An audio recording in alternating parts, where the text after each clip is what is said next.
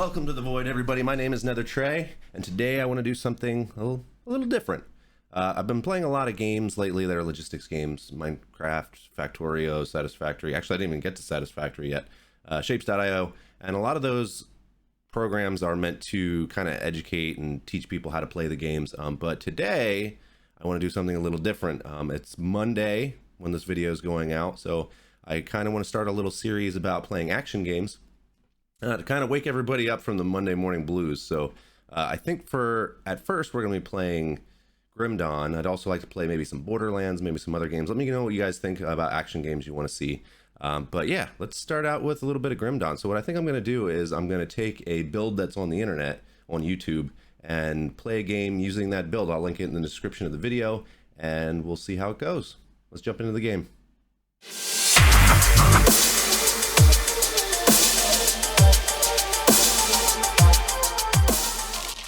So the build we're going to do today on Grim Dawn is a warder build. It uses electric and electrocute damage to kill bad guys and AoEs. We may switch it over to a savagery build later on as it gets higher level. But what we're going to do is we're going to make a new character. I already made one of these warder builds. This one that I made before, his name's Thor.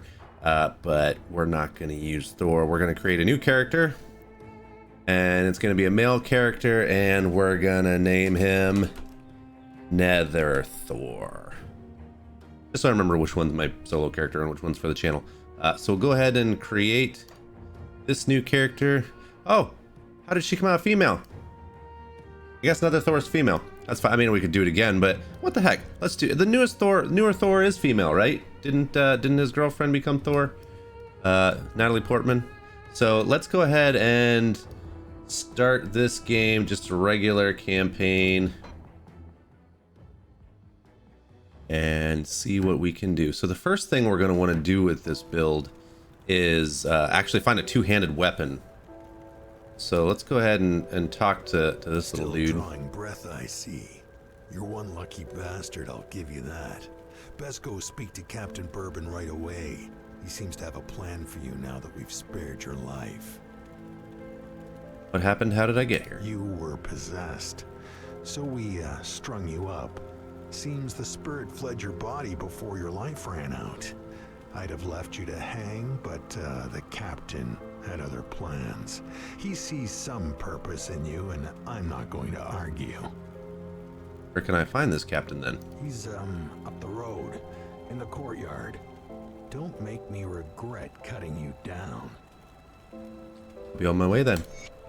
So this game is a top-down isometric RPG, JRPG in the vein of Diablo, but it's got a little bit of a twist that comes from the predecessor of this game, which was Titan Quest, in that when you choose classes, you can actually choose two classes and combine the two classes together to make a different class. So let's go ahead and talk to Captain John Bourbon. You're not looking too bad for someone just come back from the brink of death. You were taken, possessed by the same creatures that have been reanimating these zombies here. Normally I'd have burned you with the rest to be safe, but we've lost too many people to the dead. I need someone expendable, someone with nothing to lose but a lot to gain. Right now, you're that person. Prove your worth to me, and the survivors of Devil's Crossing may just welcome you. What is it you want me to do? The bodies of the dead are rising again in some horrible unlife. Corpses don't just get up and move around on their own. Something is reanimating our deceased with ethereal energy. We have observed the dead for some time, and they appear to be flooding Lower Crossing from the Burial Hill, just beyond town. I want you to go to the Burial Hill, find whatever is controlling these abominations, and destroy it. Where can I find Burial Hill? You will need to fight your way through Lower Crossing. Once you've crossed the stream on the far side of town, there will be a beaten path leading up to Burial Hill. I know I'm asking a lot of you, but I'd be asking a lot of my people to welcome you with open arms too. Help us in our hour of need, and I will open Devil's Crossing to you. I'll find what's reanimating those corpses. So before we can get into town, he's basically saying go up and kill the necromancer and then come back and I'll let you into town. So one of the first things I always do is grab this little crudely scrawled note, which you can actually get from outside of town if you turn, actually we did get it already. So you don't actually have to turn that. So if we go into our inventory, we actually have this crudely scrawled note. We're going to right click to read it. That'll give us a whole bunch of experience, like over half of the first level already. And it says, now I ain't a decent man and I sure ain't good at writing, but word needs to be out about what this place really is. This prison, it ain't like no joint I have been in, and I've seen double my share. Men don't stay here long enough, and some of the ladies they haul in, they ain't criminals, I'd know. Moment I see a man, I can tell his eyes that he done wrong. These boys, I see fear. I seen this warden a couple times, big man in black armor. If you ain't no better, you'd think he was on the wrong side of the bars. Every day, he and his lackeys take prisoners out to his hunt in the yard by the dozen. They ain't never come out. Later, a wagon rolls in by the hut. It always leaves full.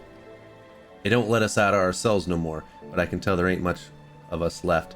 The halls are quiet. I'm the last man in my row. The others, they was taken in yesterday's batch. I ain't asking for pity. I know my end's in that hut, but perhaps this note will be my one good deed in my pathetic life. So there's a lot of these little notes throughout the game that you can find. They just kind of flesh out the backstory of the game. But we are leaving town, Devil's Crossing. We're going to the lower crossing. Should run into our first couple zombies here. Yeah, so right now, bad guys are pretty easy to kill. I would like a two-handed weapon to make it a little faster. Wow, that guy actually dodged one of our hits.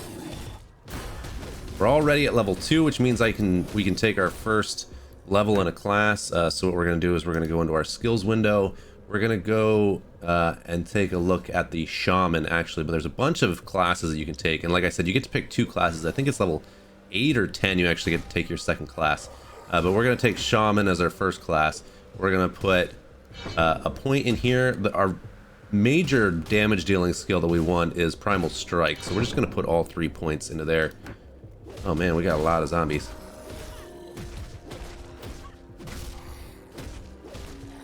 We also have our character window where we can put 1 attribute point into either physique, cunning, or spirit. Physique is going to increase our damage, so we're going to go for that.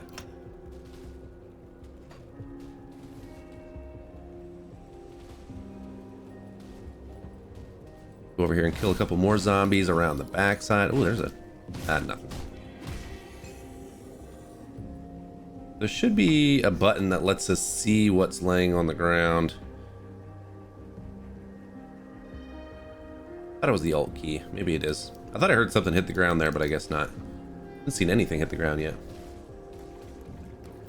Here we've got 2 of the factions in the game fighting each other, so those little bugs are actually of a different faction than the zombies. We don't want to stand in the goop. I haven't seen a single item drop yet. Weird. How do we get inside this house? Oh, we can bust through this door. Zombie.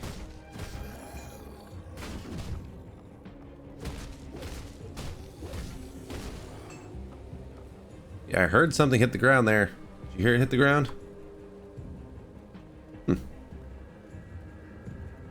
swap. Map window, group window, achievements window, options menu. I could have swore that there was a button. Loot filter, I guess. That's what it is. So we should be able to just see things.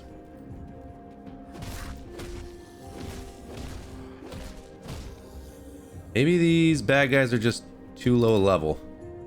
There is a rowboat here. Not many people know about this little secret. There's a rowboat here that you can take to Harrogate's Island, which is just like a little bonus area off to the side of the very beginning.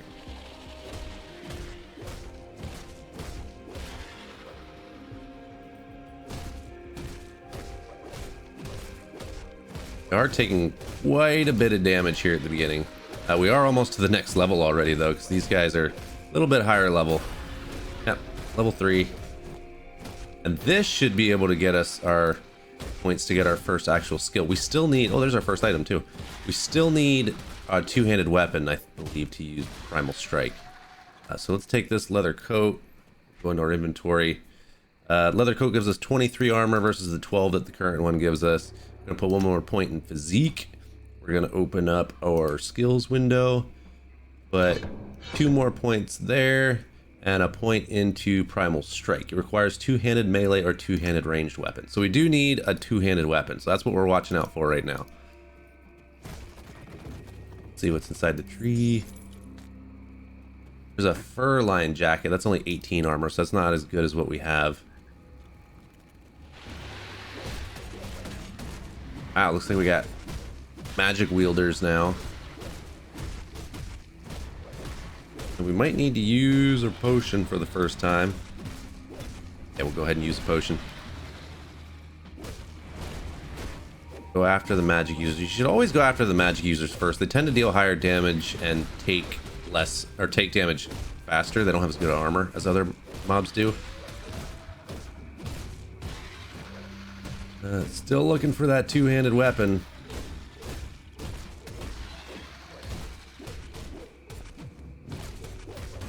Wow, and there are just bad guys everywhere. Is there anything inside this rock? Healing potion. We're definitely going to need that. But we're really jumping up in the experience. As you can see, mobs at the beginning of the game really don't deal that much damage. They're not that dangerous. We're surrounded by enemies and health is not going down that fast that it's not manageable. Let's drink another... Well, do we even need to drink another potion quite yet? There, we got a level up, so no, we didn't even need to drink that potion. This level up completely heals us.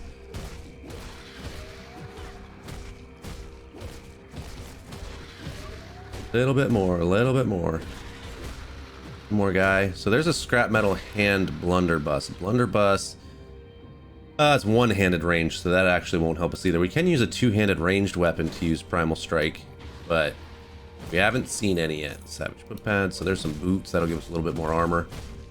At least two. We're still using the weapon that we started the game with.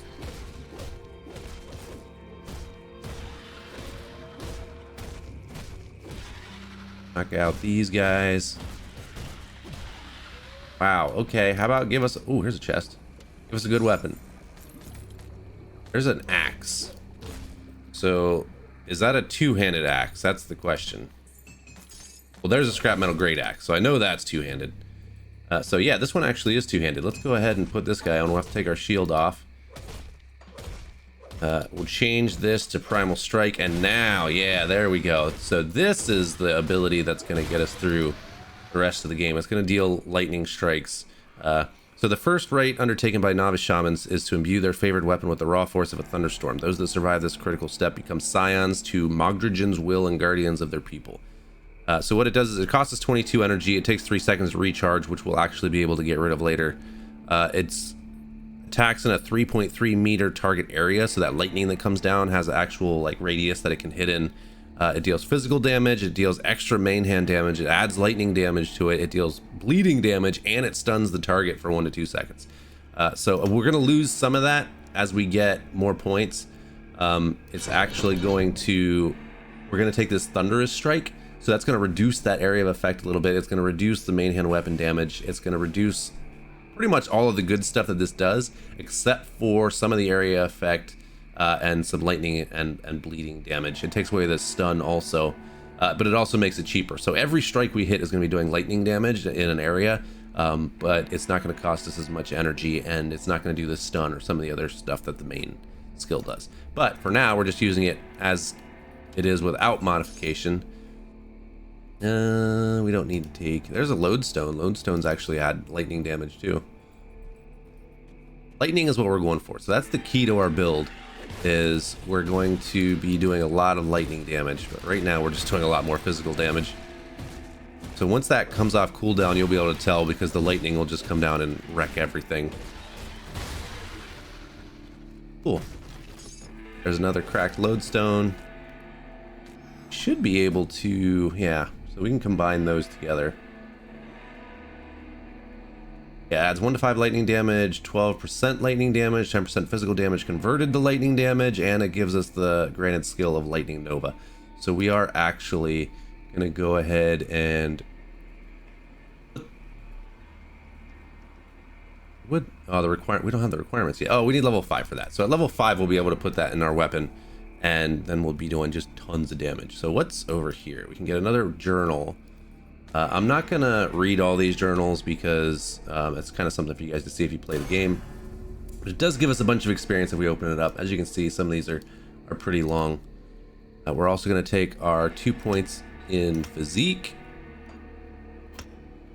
We're gonna do 2 more points here and take our Thunderous Strike modifier. So that'll use up our points for that level. Scrap metal short sword of thunder. So that's a one-handed weapon. We don't want that. And that maybe actually, can we get out the side of this building? I think we can actually. We'll go around the little loop, make sure there's no enemies over here. Oh, yep, there's a bunch over here. Kill things much, much faster now. Just zap, gone. Walk up to the next pile. Zap, gone. Yeah, because as you can see, there's no cooldown on it anymore, so every time we hit something, it calls down that lightning, which is awesome. And that's going to make it really easy to level. And open up all these. Another cracked lodestone, a scrap metal great axe. Are we level 5 now? We are level 5 now. So we can actually use this lodestone now if we want to go ahead and put that in our weapon. That's going to give us a little bit more lightning damage. These are the other items that we already left behind when we came by the first time. And we should be able to get out of this little bonus area.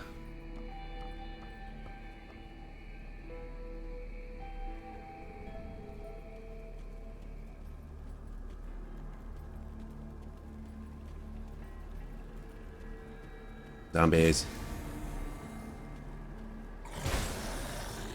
Now we're back in that little starting area with all these really low level zombies. Everything should just die and melt away instantly. So what we're doing right now is we're looking for the cave under Burial Hill because that's where the zombies are coming from. So we want to find whatever's creating them, take care of it.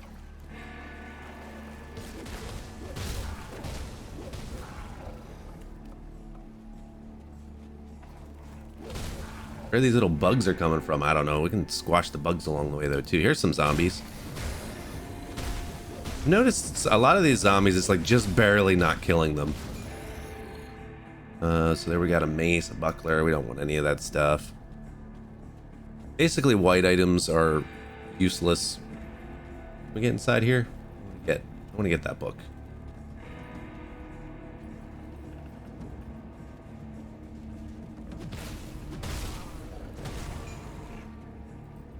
Go upstairs and straight to the book. Another log book. Go ahead and get the experience from that. It's not giving us nearly as much experience as the first couple were. Experience requirements go up exponentially. Scrap is a crafting material and it's also used for some quest objectives, so we should take that. Yellow items are magical, so they are a little more valuable than the white items, so we'll go ahead and pick those up for now. Eventually we'll stop picking those up too.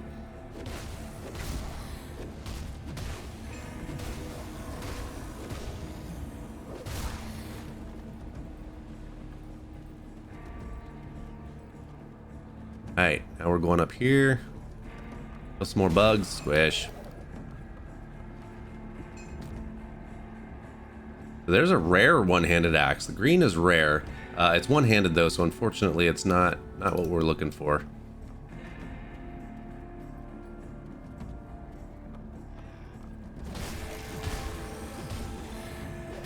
These eyeball things give quite a bit of experience.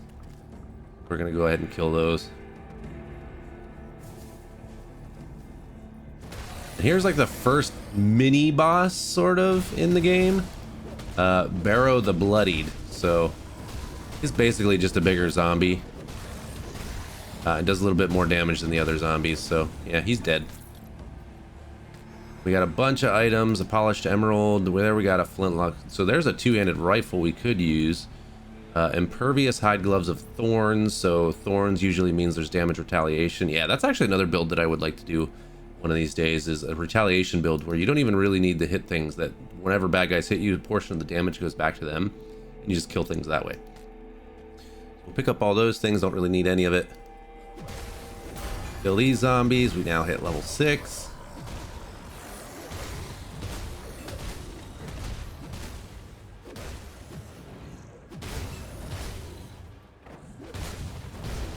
Wow, we just mow through everything.